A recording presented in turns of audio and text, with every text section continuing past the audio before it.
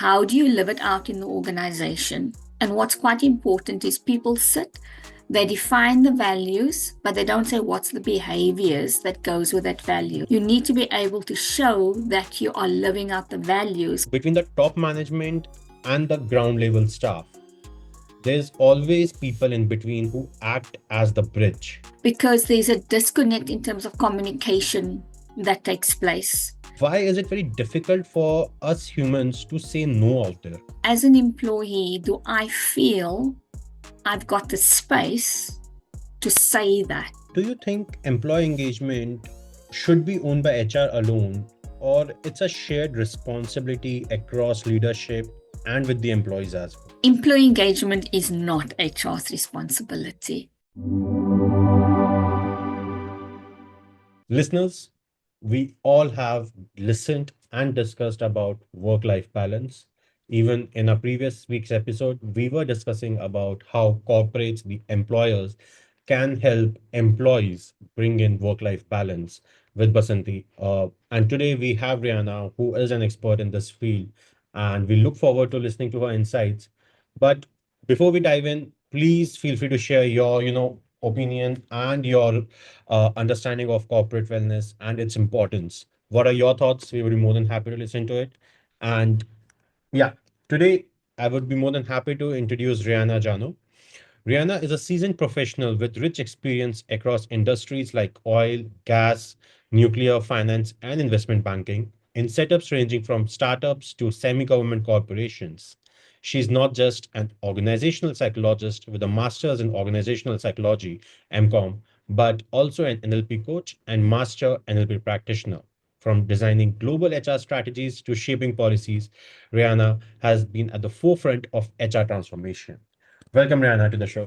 Thank you. And I'm honored actually to be here. So thank you for inviting me onto your podcast. My pleasure. My pleasure. And I would like to start our conversation by understanding, your core belief is culture isn't what we write, it's what we tolerate, enable, and reinforce. Why don't you share your thought process behind this? Okay. So culture is actually something that's very close to me, in a sense that I believe that for any organization, culture is quite important because culture defines in terms of how you go forward as an organization. But more important to me, people will say, but what is culture? Can you feel it? And yes, you can feel culture because when you walk into an organization, you'll get a feeling in terms of, do I fit here if you're going for an interview as an employee? And also during the interview process, you get a feel in terms of whether this is going to be the right fit for you in terms of organization. And I always tell people, don't always go in terms of that's the job I want. The job is one thing, but how are you going to fit into the organization? But similarly, on the other side, for the employer side as well, you might have somebody that ticks all the boxes for the technical skill sets, but how do they fit into the culture of the organization? And I was having a conversation with a client yesterday where we looked at that because they've started growing the business and they've now grown the business organically, but the business is now starting to scale. And I said, so have you thought about in terms of how you're going to start building the culture of the business? And they were like, we haven't thought about that. And those are things we need to look at. So we're going to look at in terms of where do we start to grow that culture and how do we do it so that one, they have people coming into the business that fits the culture of the business, but more importantly, when they do recruit, they know what they're recruiting against. So that's quite important. I think, when we look at culture, it needs to be a lived experience. It's not something that's just there and we think is going to happen on its own. But often don't you, see, Rihanna, when you work with corporates and organizations out there, the values and missions that are often, shared in the prospectus, the orientation drives, and different PR, Mm. assets, it's not lived within the organization. The picture within the organization is very different than what we get to see as the PR image. Mm. Where do you feel the disconnect, really happens? So for me, where the disconnect is, and what you said now is quite important in that, it seems to be like a PR thing, and I call it the screensaver. People put up the screensaver, but when you take the screensaver down, what's behind that screensaver? And so for me, where the disconnect comes in is because you don't live out what those values are.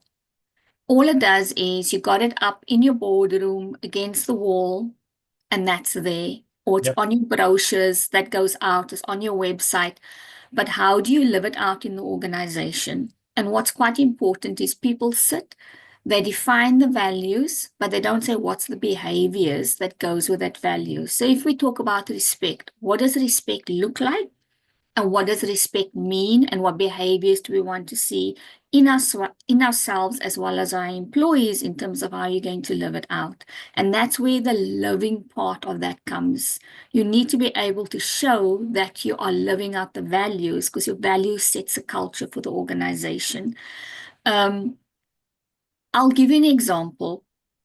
So I worked with a company about 4 years ago where they were busy growing the organization. It's a family organization, started by the father and uncle of the business. And they were looking at, in terms of what we want to do is pass this on to the next generation. And the next generation was already working in the organization. I had a meeting with them and they were like, we want to grow this business even further, but we don't know where we're going.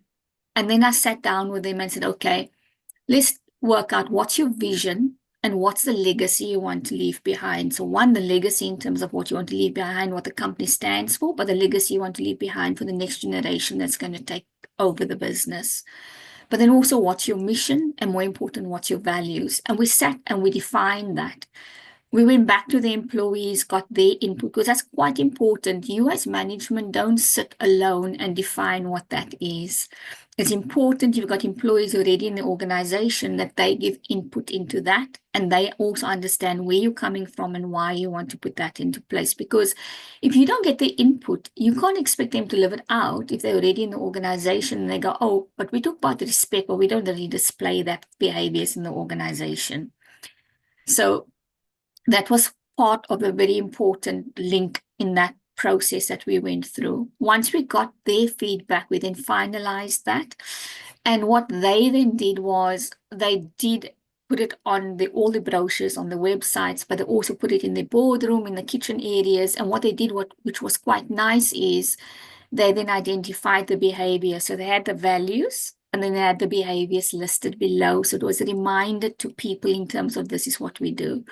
Fast forward 5 years, they called me and asked me to come in and help them with another project. So I went in and I saw these values on the wall, and I'm like, wow, you people got your values on the wall. And I just said, and how do you live that out? And then they gave me examples in terms of how it's really being implemented, and quite important, not only from the employee side, but from management side. So it's like really a top-down and bottom-up approach that's happening. And they gave me an example. So one of the values is integrity. And one of the people did something that was not in line with the values. And so then I had a discussion with the individual, and they said, if we look at the value integrity, which is core to our business and how we deal with our clients, you weren't using integrity when you dealt with a client. And this is what we expected to see when you dealt with that client. So they were able to name the behaviors, which then shows you are living it out. So that's where it comes in. That's what's quite important in terms of showing how you live it out. And it doesn't only become words on a wall. No, you very rightly mentioned that if the employees don't participate with the value creation of an organization, they are not gonna be able to wear those values while they work in the organization. As a student, I remember one of my experiences. So in an education institute, I had reached out to the governing body of my education institute, and I had to call out them on the motto and values of the organization, the institute, because somewhere or the other, I wanted to pursue something. I cannot share all the details on a this public forum. Mhm. But yes, I had to pursue something which was being blocked by one of the senior person just because I didn't align as per his definition of the role I wanted to pursue. I reached out to the governing body, and I'm really thankful to them that within 24 hours they resolved it and gave me the go ahead. So at times, and this brings me to my next question as well, where between the top management and the ground level staff, there's always people in between who act as the bridge. Hmm. What are your thoughts on this bridge either being a catalyst that takes the vision forward or restricts that vision over there? That is so true. Not, and so I think you find that in bigger organizations because there's a disconnect in terms of communication that takes place. And I sometimes find that the bottleneck tends to happen in that middle level. So you'll find top management communicate something down, and then the middle level don't always communicate it further down to the employees, or vice versa, from bottom to middle to up, from that perspective. And I'm going to use another example because I think it's more practical. So when I was in corporate life in South Africa, we were an organization of over 7,000 employees nationwide. And what the company was doing is also they were going through a process in terms of they've identified their values. Then we knew what the values were. When I signed up with a company and I interviewed in my induction process, I went through that, etc. But what they did was after a while, because the company was in existence, I think for over 50 years at that stage when I joined, they were like, I think it's time we like refreshen the values. Um, and then how do you do it in a company with 7,000 employees nationally across, the country? And you can't get all of them involved in that process. And their issue was, but where's the disconnect going to be? How do we know we're going to be involving everyone? And how do you know this message gets across to everyone? And that took a whole change management team to be put into place with regard to that. So what they did was across the various functions nationally, one or two people were nominated from those functions to come and attend that meeting. And part of their role was when we did the refresher around the values was they had to go back and they had to feed back to other people and they had to report into someone that this happened. Because for them, for this organization, that needed to be a success. Because what was happening over a period of time, there was a disconnect happening. And people not everybody was living out the values the way they should. And there was a big disconnect. And we were finding that even some of the senior management weren't living out the values, whereas people at the bottom were living out the values. And that's one of the reasons they went through a whole refresh exercise with regard to this. But the only reason the refresh exercise also took place was because senior management, in terms of the CEO, CFO, COO, they recognized something needed to be done. And they then got the ball rolling. It's difficult to get the ball rolling if it's from a bottom-up approach for something with regard to that. But if there's disconnect, then it doesn't happen. And I think the most important part is how does that disconnect then look like from outside in? Because your clients is also going to feel that disconnect. Yep. And that has an impact on the organization. I agree. I agree. I started my career with working for Fidelity International, and I'm really thankful to the organization, the work culture the organization has, it has really helped me lay the foundation for my own organization. So I always give that freedom. My managers in that organization gave me the freedom of work. Mm. They were not worried about whether I'm sitting on my desk 9 to 6. They wanted the work to be done.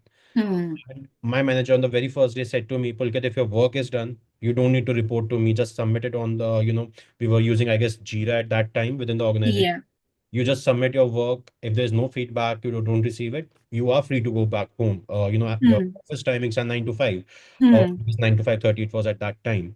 You don't need to really come in, check in with me, and then take my permission to go home. Your work Yeah. is done, you can leave. If not, you have to complete your work and then leave. So, Yeah. and that's something I have been nurturing within my organization as well. Now, today, any team member that comes in, we are currently following a hybrid model, primarily more dense towards the remote work culture. And the question when employees ask, what are the work timings? I straightforward tell them, though officially it is 9 to 5:30, you have to follow the timelines. And the timelines are going to be given to you until unless I don't have any, very restrictive timelines coming in from the clients. Mm. The timelines you're giving, you have to submit the work as per that timeline. If you're missing that, then I'm going to come and have a discussion with you. Until then, if you're following your timelines and deadlines, I have no issues. You work at night, you work during the day. I'm totally fine with it. Exactly. You just want the output delivered. Yeah. Exactly. But what you just mentioned there, sorry to interrupt you, it's trust. Yes. You trust that employee and vice versa, the employee trusts you. And, Yep. and that's core, that's so important. But you also mentioned something quite important. You set the expectation and you manage expectations, but you also let them know what is it you want them to deliver on. And that's quite important. And that's what I want you to do. Now you go off and do it, and I trust you're going to do it and you're going to deliver it on time. And that sets the tone and the culture. Yep. I totally believe in that, and been trying my best. I might have missed at few places, but yes, as soon the feedback comes in, I try to evolve on it Mm. and Mm. bring it through. Um, Help me understand, why is onboarding or the orientation an important part of, you know, aligning the employees with the company's culture or the new team members that are coming in? Okay.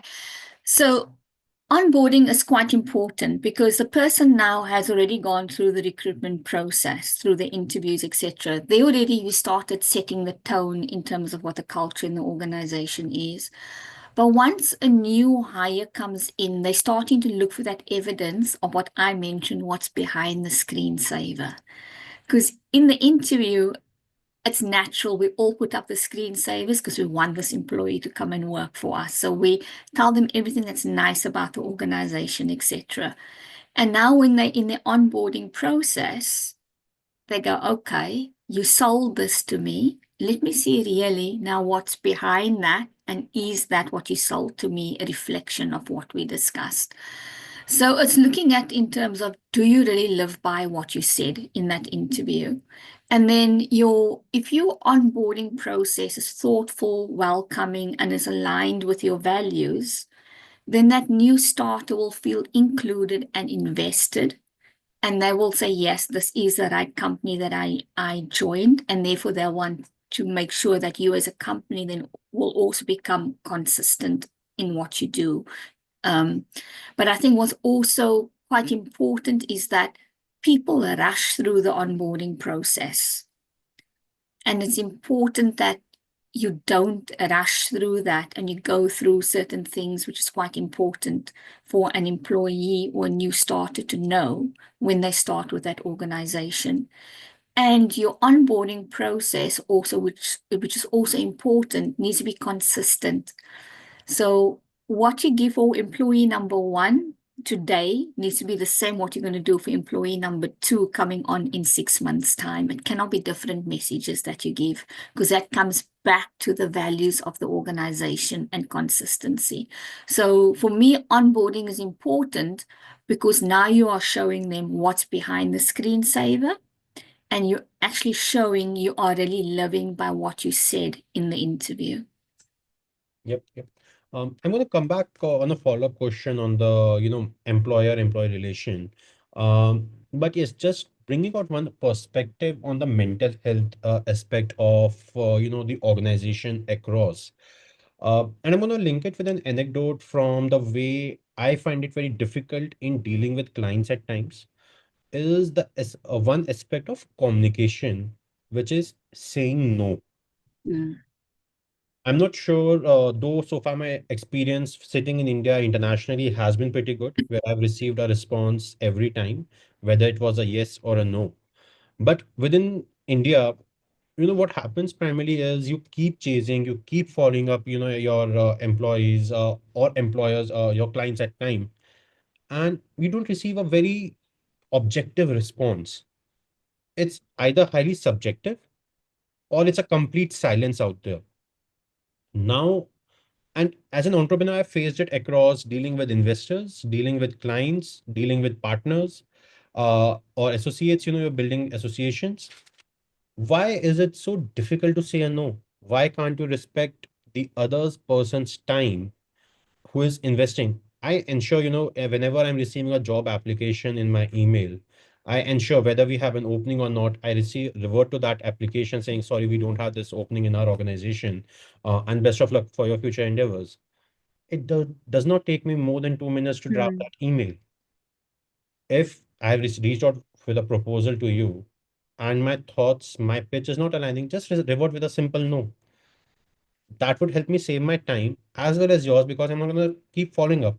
And this is something Exactly. similar I find in organizations as well, where either the employees don't have the courage to say no to their managers when either they are getting burnt out, or they already are overloaded with work and then they are Hmm. given other things, or Hmm. they don't have the courage to say no, I want to give this time to my family today, Hmm. or vice versa is also Hmm. happening, because Hmm. at times it's a pressure coming from the top, or it's a very dynamic sphere to Hmm. be in. But why is it very difficult for us humans to say no out there? So, from a company perspective and an employee perspective in an organization, it comes back to what we call about psychological safety. Hmm. I don't know if you've heard that term, psychological safety. And so it comes down to, in terms of, as an employee, do I feel I've got the space to say that? And if it has happened in the past where the behavior has been consistent and I've seen how they've treated other employees when they say things like that and it's on the negative, I'm not going to feel safe in terms of wanting to voice that. Because I'm like, I'm going to get the same treatment in terms of the way they treated the other employee. So that space for me in the organization then is not safe. And so therefore I'm not going to speak up, because I'd rather not say anything, because then I feel safer by not saying anything. The other thing as well is that um, if people ask questions or they give input and they get ridiculed, or they ask questions, their mistakes are shown out to them, etc., then for them that's also like, especially if it's within a group, they feel humiliated, and so they'll never ever ask that question again. So it comes down to, how do we create a space in terms of creating the psychological safety for our employees within the organization. And I feel you can give feedback to an employee, but do it respectfully. And so it's taking the individual out of the situation, but challenging what they're putting forward, not challenging the individual. And so there's a way in terms of how you do that. And we need to be able to be in a place where we can sit down with our employees and let them know that this is a safe environment for you to say, you know what, you've given me this extra work that you want me to do. I'll do it for you, but I've got all of these other priorities as well. Can I sit down with you and say, you said this is important. Where does it fall within the other priorities? And can we then reprioritize? But if you don't create that space for somebody to have a conversation with you, then they do know, like, I can't ask you because you're going to say it just needs to get done. And so therefore, I'm going to put in the hours. My family gets neglected. I feel burnt out. I'm not giving you the best of my ability because I'm burnt out. But think about it the other way. The positive aspect is, if I created that psychological safety, my employee had the trust and confidence to come and sit down with me and say, Reyhana, you've given me this extra task. You've said it's also urgent, but you've also said I am working currently on these, and these were urgent as well. Can we discuss where this fits in there? Or what do I need to shift down to be able to give this focus? Then I can sit down with my employee and help them do that. But more importantly, I know I'm getting the best out of them. And also, as what you said earlier on, you also set timelines and objectives in terms of when they need to deliver. And so they can plan their work in terms of how they can do that. But I, as a manager, need to model it. I, as a leader in the organization, need to model it. And how I do that is to be able to admit I also make mistakes, but also asking opinions of the team to say, you know what, we've got to do this to the client. I've been thinking about this, but I'm stuck. Can we brainstorm this as a team in terms of what can we do? And so they can see that you also asking for feedback, you're giving permission for that feedback to be given. And that's what's quite important. It comes around to psychological safety. For me, that's the easy part. That's in the organization. What makes it difficult is the people outside, and you can't control for that. And you cannot manage that. But I think it's having a conversation. For example, what I do is if I'm sending out a proposal, I make it clear to the person I'm sending out the proposal. If this does not meet what you're looking for, that's fine. But please just give me the feedback so that I know we're not continuing with this. Yeah. Because what we're finding is, as you said, people are just ghosting. They just don't come back, and you chase and they just don't come back. So I again set that expectation up front. And I said, I'd appreciate the feedback. Even if it's a no, it's fine with me. But please give me the feedback so that I know then I need to then pursue something else. Well, I'm going to include that in my proposals as well moving forward. Uh, just help me navigate a situation from a similar, sort of I got from this particular discussion that we just had. Now there's an employee in an organization that's going through a burnout. Mm-hmm. The employee needs some time off. Mm-hmm. The employer is in a situation where the employer wants to support the employee, but at the same time, for the employer, business is also an important thing. Unless the Mm-hmm. employee is not going to be performing, the employer is not able to earn money to pay the salaries, Mm-hmm. which again, in a manner, is going to be invested in supporting that employee who's going through the burnout. Mm-hmm. How should an employer navigate this challenging situation out there? Okay. So I think it depends on the size of your team as well. Hmm. So if you got a bigger team, then I would go look at how do I redistribute that work within the bigger team. So then it's almost sharing the responsibilities. And it could be that I would first sit down with the employee and I would say, I can see you are struggling. Is there anything I need to know that you'd like to share with me? Because you also don't want to sit and make assumptions. But again, it comes back to, do you have that psychological safety in place for the employee to feel they can share that information with you? And we do have that in place. You'll find that most of the times the employee will share with you to say, I'm struggling. And then we'll sit down and we'll then say, okay, what do you need help with? Because for me, it's a two-way conversation again. Because if I take things immediately away from the employee, they're going to think my manager doesn't trust me enough to be able to do this work. But if I sit with the employee and I say, okay, we've identified you are struggling, you've explained to me why you're struggling. So how do I help you? What do we then do? Okay, so if it is like, could we take these tasks away from you? And then we can see who else in the team can help. Would that help you? Does that take the pressure slightly away? Or you've got enough holidays. I am worried about you. You've not taken holidays over a longer period of time. And so therefore this could be impacting it as well. Let's see where you can take a couple of days off. Maybe it's a Friday and a Monday, which gives you a nice long period with regard to that. Or let's see in terms of how we can accommodate you. Does it mean that just for this period of time for you to start getting back into things, we take some of the responsibilities away, but then we shorten your working day? So it's having that conversation and then bringing the employee into the conversation in terms of how you can accommodate them. Because rightly, like you said, business needs to go on. And then Yeah. so it's looking how business can go on and if the people in the team can help and accommodate that, from that perspective. But important, communicate with the employee, get their input. Because sometimes they will say, I didn't want to come to you about this because I didn't want to burden you with it.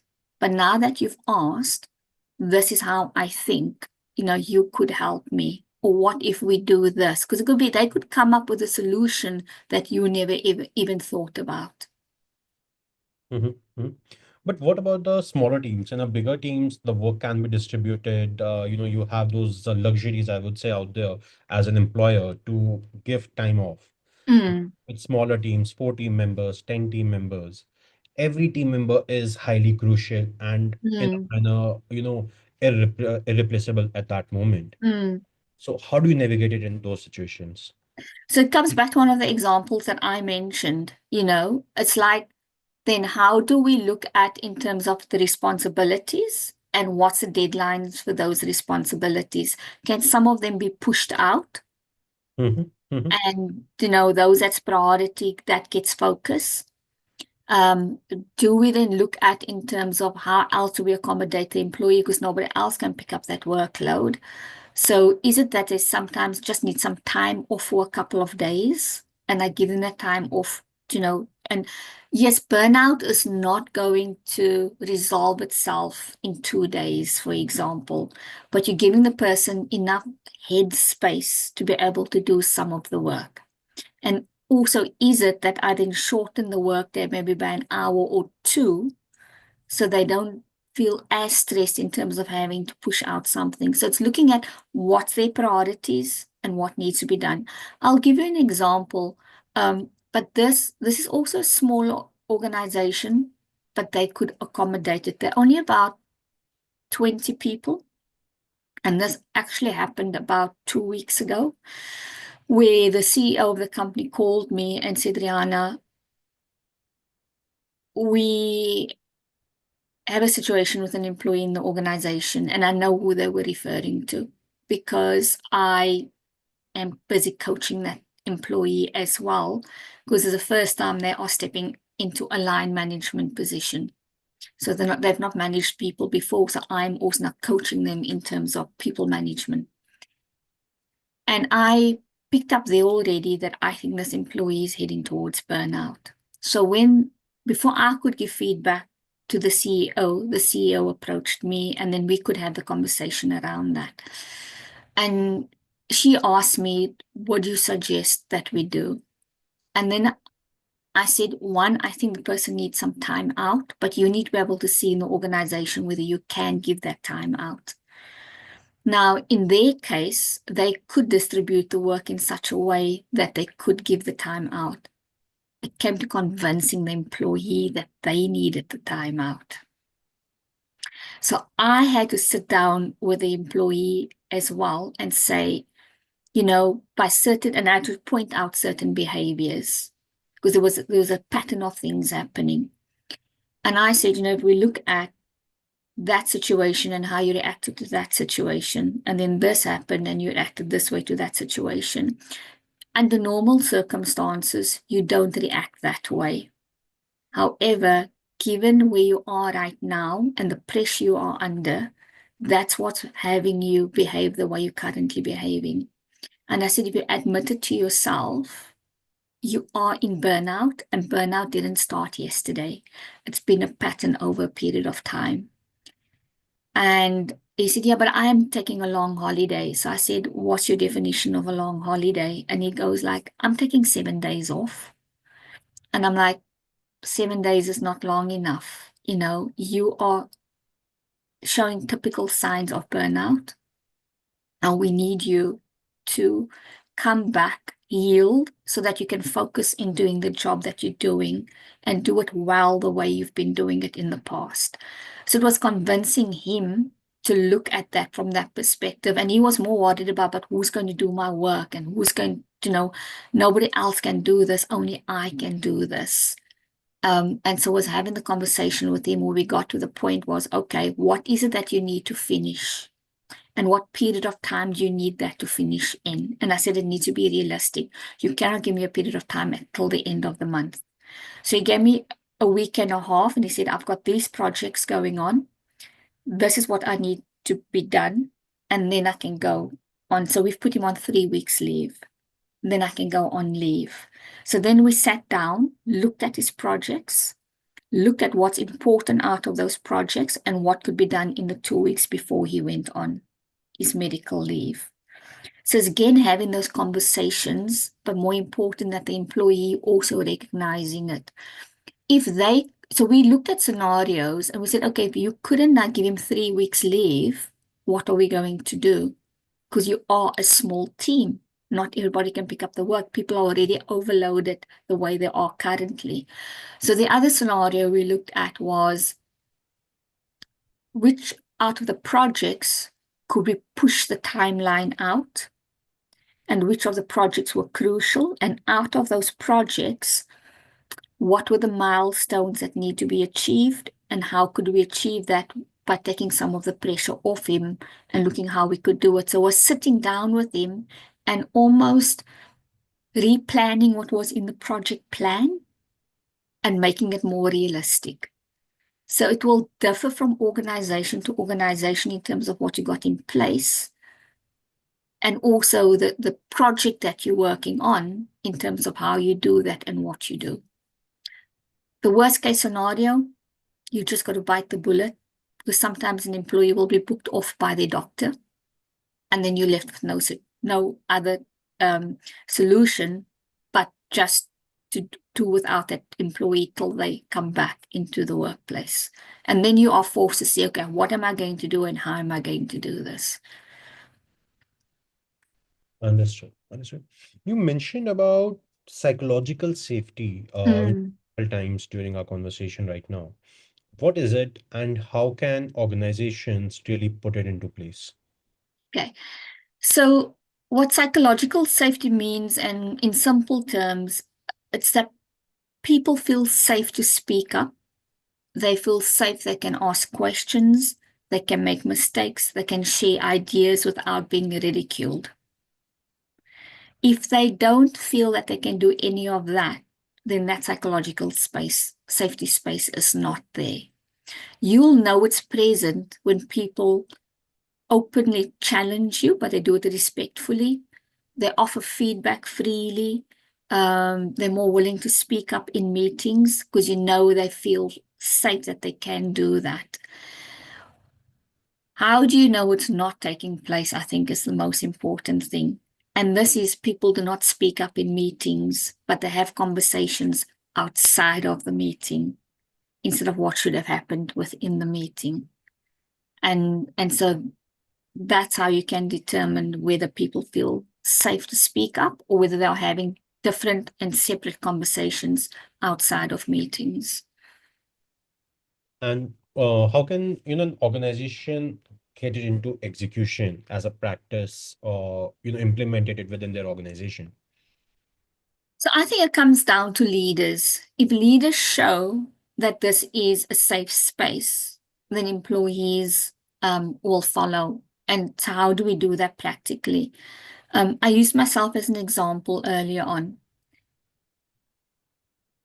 If you admit to your own mistakes, to your employees, then people will know it's okay to make mistakes. Okay, there's certain repercussions with mistakes, and you don't want people to be making major mistakes.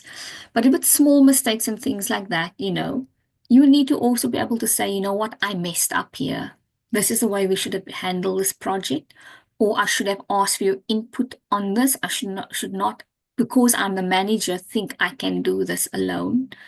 But also ask for feedback, welcome that feedback. And like I said, when they do give you their opinion or their feedback and you want to challenge that, challenge the feedback or the opinion, but not the individual. So it's by how you as a leader demonstrate that and show it's okay for us to have these conversations. And that's how you bring it into the workplace. Until you don't lead and show it's a safe workspace, people won't know it's a safe workspace. Understood. Understood. One final question, Rihanna, on the aspect of organizational structure out there. Um, we discussed about employee onboarding, the orientations, and certain aspects of identifying the facades, the screensavers out there. Now, we all agree that the first time we are meeting, and Mm. somewhere there, I believe it's like a marriage. happening where when the first time a boy and a girl are meeting, they're at their best. Yeah. Happens in an interview as well. The organization is at its best. The employee is at at its best, his or her best out there. But as you move forward, as you start to get into that relationship, as you start, you hire that employee, the employee starts coming in every day. You get to see the true signs. Now, how, now, two parts to this again. As an organization, get beyond those facades, be able to see beyond those facades. And secondly, as an employee or as a person getting into that organization, I realize, is that organization really striving or they are struggling to be, Mm. confident and into their existence out there? How to navigate these two aspects? Okay. So let's talk from the employer perspective first. Yep. I think what's quite important is performance objectives. That is critical because one, like you said, you interviewed this person, they put on, the best acting, let's call it that for now. They gave you examples in terms of how they'll deal with situations, how they've dealt with projects before. You assess the technical skill sets, they pass that in the interview, etc., etc. And so we are basing why we took somebody on the interview. The real thing comes in terms of like what do they normally say? The test is in the tasting of the pudding or something like Yeah. that. And so that's not what you want to test now. Now they come into the workplace.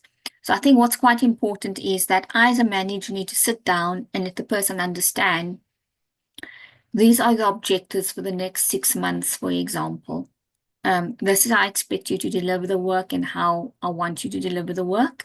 But also, these are the timelines by which you need to meet those deadlines. And also let them know, if you've got any questions, come and ask me. If you're not sure, come and ask me. It's fine because you're still learning the job and you're learning the way we do things and you're learning our processes as well. But I think as an employer, what's quite important, I talk about the buddy system. So who in the team can they also buddy up with that they can go to and ask questions? So once you set those objectives for them in terms of what they need to deliver, that's how you can assess whether they're a true fit for the organization and whether they're going to be able to deliver on the work. And that's normally done in the UK, we talk about the probationary period. And probationary periods are normally 3 or 6 months. And so we'll be able to assess that in that period. If it doesn't work out, we'll sit down and have a conversation with the person. But then again, we've got the evidence to talk to them about in terms of why they have not worked out in the role and why we don't see them as a fit for the role and why, unfortunately, we then need to terminate their services with the company. But if they're shown in that probationary period, yes, it mirrors what they said in the interview, then we go along happily enough. Then on the employee side, this is the thing. Employees think it's only my manager that needs to set objectives, etc. Doesn't work that way. I need to also sit down with my manager and say, okay, you've set this for me in terms of what I need to achieve. I also think I need to add this to my objective. What do you think? Do you agree with me? But also from the employee side, I need to be able to know I can go to my manager and ask questions if I don't know. Because I am getting to know the organization. I'm learning to understand the processes. And if I just sit there and make assumptions, I am not going to be able to deliver on this work. But more importantly, from what they told me in the interview, I'll be also able to assess it during my period here in terms of my conversations I'm having with the team members and also the conversations I'm having with my manager and then people on the periphery of my team. So you also have to use this as an opportunity, as a learning opportunity, and then tailor, your questions around that. And that gives you a good idea in terms of, is there really teamwork? Are people really willing to help you if they see you are struggling? How do they welcome me as a new employee into the team? How do they make me feel welcome? If I don't see any of that, then I become disengaged and I just do what needs to be done. And I stay out on the periphery and I don't make myself part of that team. So it's two ways of looking from the employer perspective, what you need to do and put in place, and then from the employee perspective. Wow, that's an amazing insight. And moving the conversation towards employee engagement now, Reyhana. Mm-hmm. Been in the space for nearly 2, 3 years during Anya Wellness, we used to reach out to corporates for this. One, it often used to be just a checkbox activity out there, just a tick box activity, whether employees are benefiting from it or not, or whether you're getting the right expert for that or not. Mm-hmm. Because budgets often used to become a major roadblock, where we had to get an expert, but yes, you don't have the budget, so we go for somebody who is comparatively less experienced and doesn't know. But yes, you have to box. You call in the person with the less budget, and just show to the management that this activity has been done. So, what are your, you know, experiences and observations around employee engagement globally and with the clients that you have been working? So I can actually use an example from a client, and I was involved in a project for them for a couple of years. Mhm. Um, they also have offices in the UK, but also have offices in the US as well as in Europe. And again, they wanted to look at how consistent is culture across the company and how engaged are employees within the organization. And so one thing that a lot of organizations do is surveys, employee engagement surveys. And that serves a purpose in a certain way, but if you don't use that properly, then it means nothing. Again, that just becomes a tick box exercise. We've done the employee engagement survey. So what's important is that the real engagement comes once you get the data from those engagement surveys. And you look at in terms of what's the feedback that employees have given you, and you go look at, okay, we've done that well, and but there are areas that they've identified to us that we still need to improve upon. Now, reality is you're not going to be able to do everything that's come out of that survey. So you'll go sit down and you'll prioritize, okay, for this quarter, what are one or two of the points we're going to focus on? And next quarter, these are the one or two points we're going to focus on. So what you then need to do is you then need to go back to your employees and say, thank you for completing the employment engagement survey. These are the things that you fed back to us in terms of what we're doing well. We're still going to see how we can improve upon that. However, you've also shown us this is the areas we need to improve upon. Given the areas that you've shown us, there is still so much to be done. We're not going to be able to do everything at the same time. So what we've done is we've prioritized certain things. And so what we're going to focus on this quarter, for example, could be communication. And it could be, for example, training and development. I'm just using those two as examples. And what this organization did was they, out of the employees, selected champions. So they had teams working with management. So you said communication is not well. Management is not communicating the way they're supposed to communicate with employees. Let's together brainstorm in terms of what this looks like and how would you like communication to take place. And so they put a working team together around that and look at what could be implemented. One of the other things that they did was in the kitchen areas, put down a box which was locked, and people could anonymously go and put in their feedback in there and drop it in the box. And on a weekly basis, they would get those questions out and look in terms of how they could answer that. So it's getting that engagement going. That worked quite successfully with them, especially since they then had champions working with them on these projects. Because one, your employees then feel included. Importantly, they feel heard. They feel, okay, we didn't just do a tick box exercise. You are listening to what we're saying and you're taking the feedback on board and you're wanting to do something about that. In another company that I did work for a few years back, what they did was they also had this box in the kitchen where people could drop in their questions and things like that. But then on a monthly basis, the CEO would take those questions and we used to have roundtable discussions. And again, certain employees would be invited to the round. So it would be almost everyone would get a chance, but on a different month. And then the CEO would then answer those questions. And if anybody else had any other questions, they would, bring it to the table and have it in those roundtable discussions. So, and then your annual employee engagement survey doesn't just end there. You should actually do what I call pulse points. And so maybe quarterly, also sit down and then find out what's working, what's not working, or this has come to light even though it was not part of the employee engagement survey. What can we do about that? The key word is in engagement. It's engaging, it's communication, it's getting people's input as well. It's not just taking that and not doing anything with it. I agree. I agree. But help me understand, are these surveys really getting the validated data points? Because again, a fear would loom over the employees when I'm filling the genuine data. Is my job in danger? Mm. So are surveys, and again, this is one aspect of it. Second, aren't teams tired of filling surveys? So, and that's why it's how you frame it. Hmm.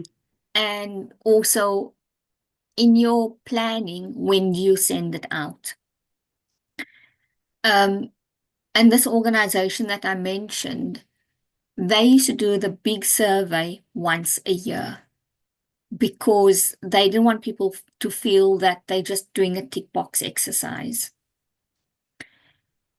And also the reason they did it once a year was because there are things that came out of that survey that they know they're going to have to action.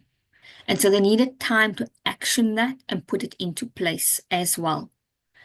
But more importantly, they then did the survey the following year. And what was critical for them, where they did well, they needed to continue doing well in those areas. And the areas that showed in the previous year's survey that they weren't doing so well and that put things in place to action that, they needed to see in the new survey that there was an improvement on that. So that's the feedback that you're getting out of it. So it's how you use those surveys and why you're using it.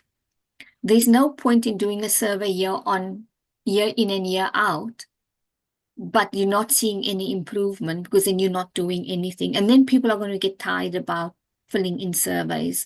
One, they're going to say, I'm not being heard. You're just doing the survey for the sake of doing the survey. Why should I really bother in completing the survey? And that's when you then find people do not answer the questions honestly. They then give you back what you want to hear. And this happened when I was still working in corporate life. I worked for an organization. I came new into this organization as HR. And I found out they did an employee survey. And in the office I was sitting in, I asked the employees, so how was the survey? The questions that were asked, how did you find those questions? And quite a few of them told me, we know nothing happens with a survey. So we answer the questions the way we think management wants the answers. And management told me, oh, now we're doing so well in these areas, because this is the feedback we got. And I thought, if you now only know that wasn't a true reflection, Yep. you know. So we couldn't go back with another survey the following year. I had to think about different ways in terms of how could we get honest feedback from employees. So we didn't do a survey. We looked at then having what I can't find the word now, but we had like different groups, and in the groups people used to discuss what the issues are, and then I used to take that back and then create themes and then give that back to management. So it's Focus. how you do it and how you get the critical part is getting the information, and it doesn't have to be through a tick box exercise in terms of the surveys. There are other ways you can get this information out as well. Well, that's an amazing way to do focus groups and get the thing info. Focus groups, that's the name I was looking for. Yep, yep, yep. I am gonna keep that in mind when the next clients are gonna be asking about getting that real data out, because it becomes really imperative in doing the right activities to drive that engagement within an organization. Hmm. If I don't have the right data sets, I cannot be building an activity that's really gonna be benefiting. Yeah. Now, And more importantly, you're actually painting a picture, to use yeah, that analogy. Because, like I said, year one, you've now done your survey, whether it's through the focus groups or whether it's through the engagement survey. But then come year two, you want to actually see what was the measurements. Have I improved? If I haven't improved, why have I not improved? Because it means you're not then using the data properly. And what are you doing with that data? yep. And over this employee engagement isn't just a one-time activity. It's a progressive growth, graph that happens out there. And something that we often face while dealing with clients is they want immediate results. They're Mm, like, just do a 60-minute, 30 minutes or 90-minute session and objectify or quantify the results for me. I'm like, in a qualitative session and in just 90 minutes, I cannot give you something that can be quantified. I can sow the seeds right now, which needs to be nurtured over a period of time. And this particular thing I have seen in a lot of organizations with whom we have worked, where they expect all the things to be sorted within just one session. They don't have the patience and moreover the budgets to, go through that complete cycle of 6 months, 9 months, or a year, which is required to be invested mm, to mm. reach their end goal. Is it same in the international market as well, or how is it? Yes. You'll find that the companies that are not good at this are the ones that chasing the immediate results. The ones that makes improvement are the ones that know I need to invest in this. It's going to take time. And what I do with those companies that's quite impatient to see a result immediately, we'll go and sit down with the results. I will say, okay, where are our quick wins? What are the smaller stuff I can take where where they'll be able to see um, an impact maybe in a shorter period of time? So then we look at what the quick wins are and what can we put in place for those quick wins for them to see it.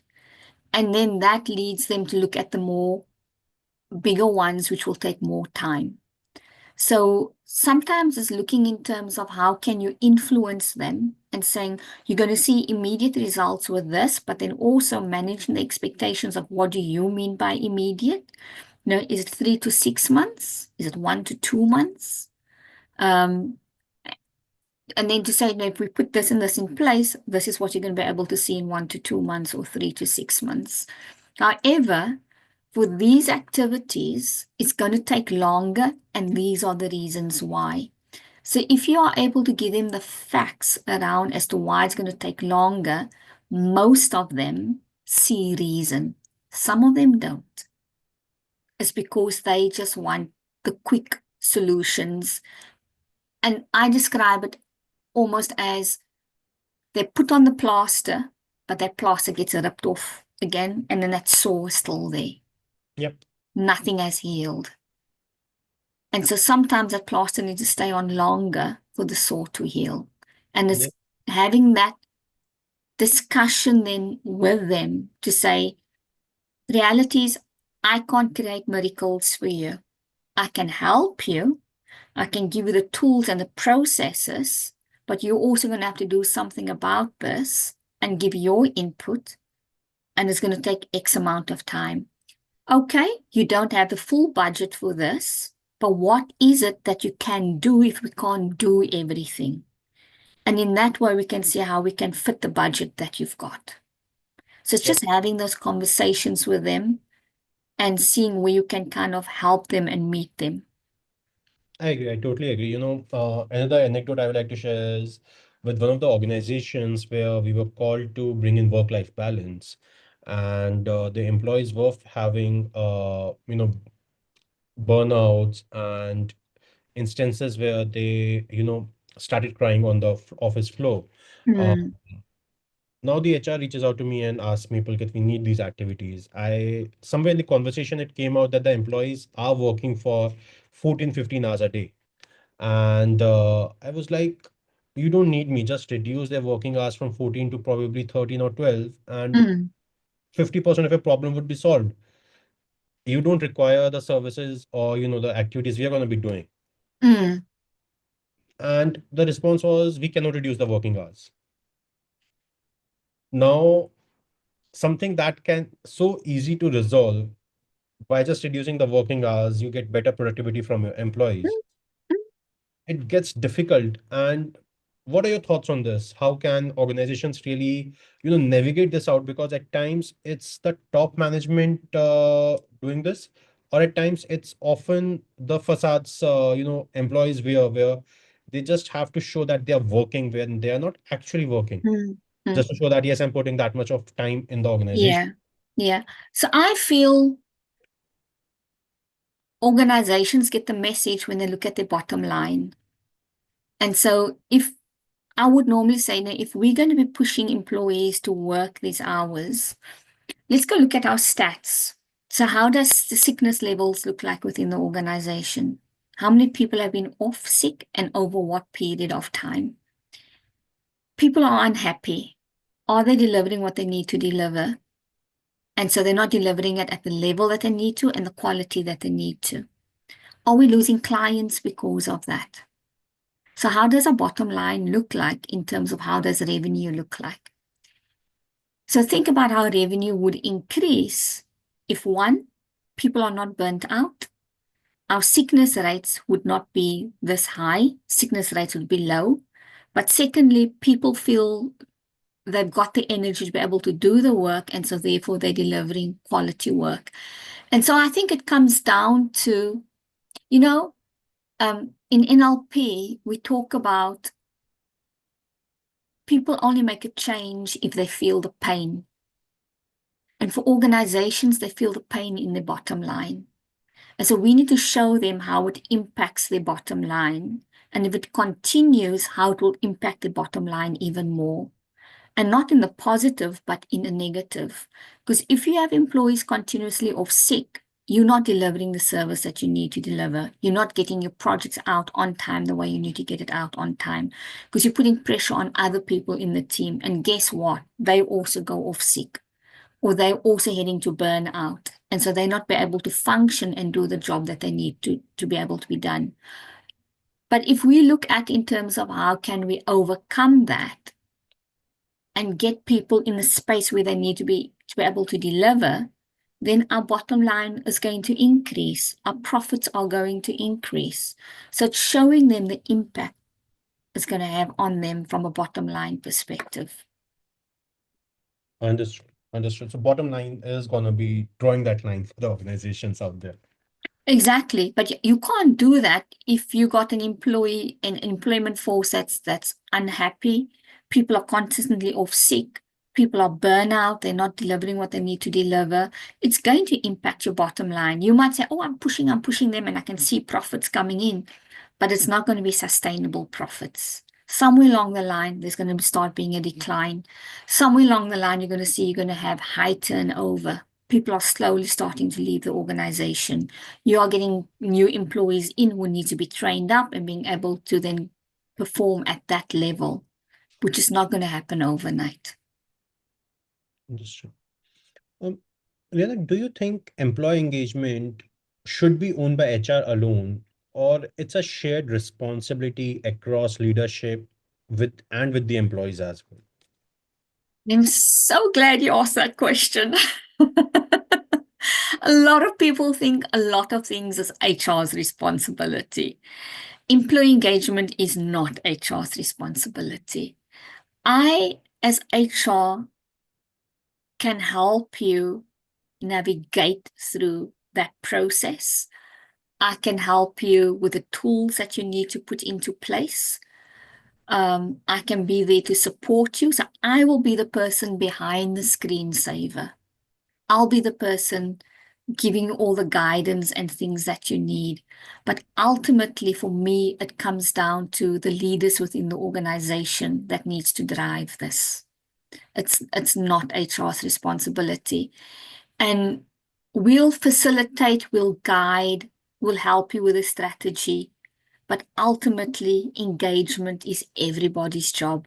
It's the managers, but it's the employees as well, but especially the leaders and line managers in the organization.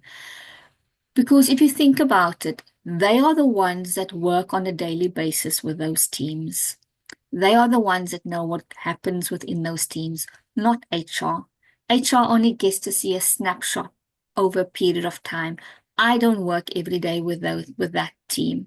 I don't shape that team's experience. The manager of that team shapes the experience. Um, and also, it's that managed because we talk about organizational culture, but within teams, they've also got their own culture. And it's that manager setting the culture for that team. So almost like a subculture that's happening within the team. So that's why I don't think it's HR's responsibility. HR can facilitate, guide, and provide you with the tools, but ultimately it's predominantly the leaders and the managers' responsibility within the organization.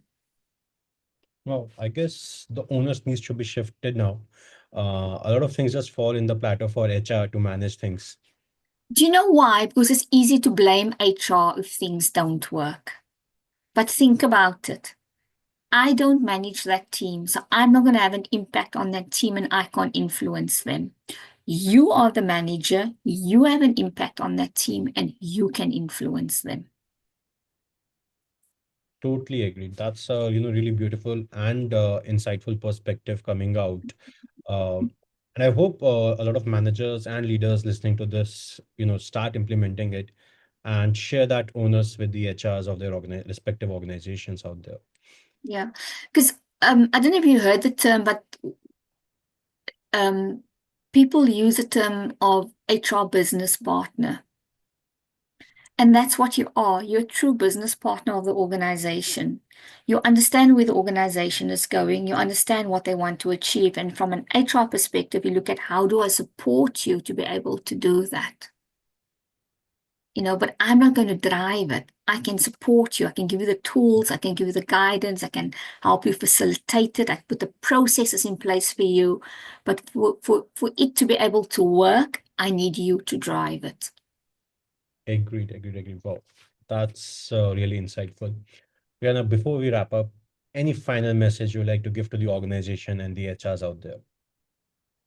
I think what's quite important is that, and this is for both employees and employers, communication is key. I think we need to keep dialogue open.